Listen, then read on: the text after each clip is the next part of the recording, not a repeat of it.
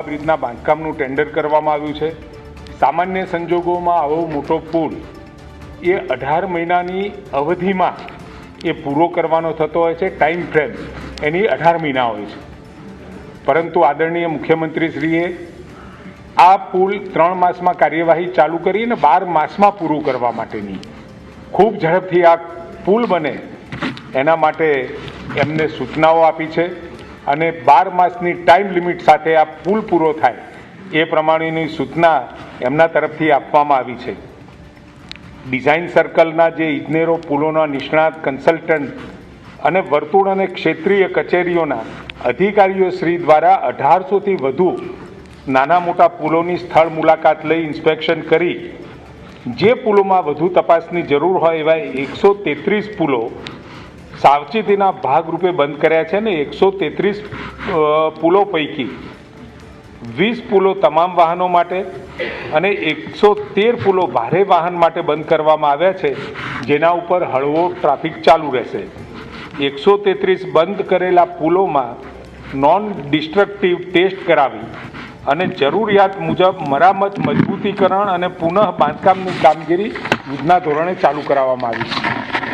વિભાગ હસ્તકના રાજ્ય પંચાયત, રાષ્ટ્રીય ધોરીમાર્ગ અને પાટનગર યોજનાના એકંદરે 1.19 લાખ કિલોમીટરથી વધુ લંબાઈ ધરાવતા રસ્તાઓ પૈકી આ વખતના ભારે વરસાદથી 2.5% રસ્તા ક્ષતિગ્રસ્ત થયા હતા। એના ઉપર 56.27% પેચવર્કની કામગીરી અને 70%થી વધુ પોર્ટ હોલ્સ ભરવાની કામગીરી, એટલે જ્યાં ખાડા પડ્યા હોય એ ભરવાની કામગીરી પૂર્ણ કરી દેવામાં આવી છે। તેમજ બાકી રહેલા રસ્તાઓના મરામતની કામગીરી ત્વરાએ પૂર્ણ કરવા માટે રાત દિવસ કામગીરી ચાલુ રાખવામાં આવી છે।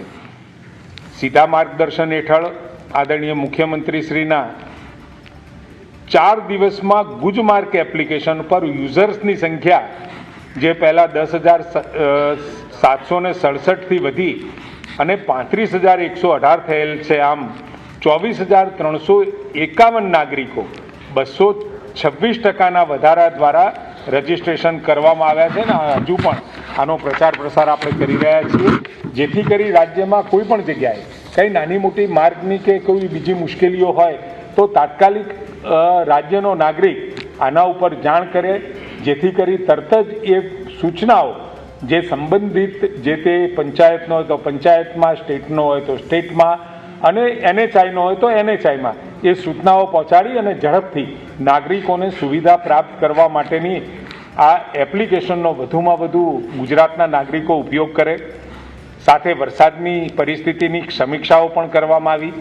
મોસમનો જે કુલ વરસાદ થવો જોઈએ એ 51.09% વરસાદ આપણા ગુજરાતમાં થઈ ગયો છે। સૌથી વધારે વરસાદ કચ્છ રિજિયનમાં 85.46%, ત્યારબાદ દક્ષિણ ગુજરાતમાં 55.19%, સૌથી ઓછો વરસાદ 48.01% વરસાદ ઉત્તર ગુજરાતમાં નોંધાયો છે।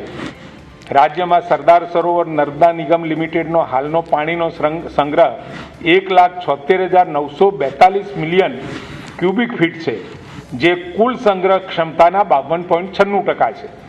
રાજ્યના અન્ય 206 જળાશયમાં 3,31,347 મિલિયન ક્યુબિક ફીટની ક્ષમતા છે, તેની સામે 59.37% છે।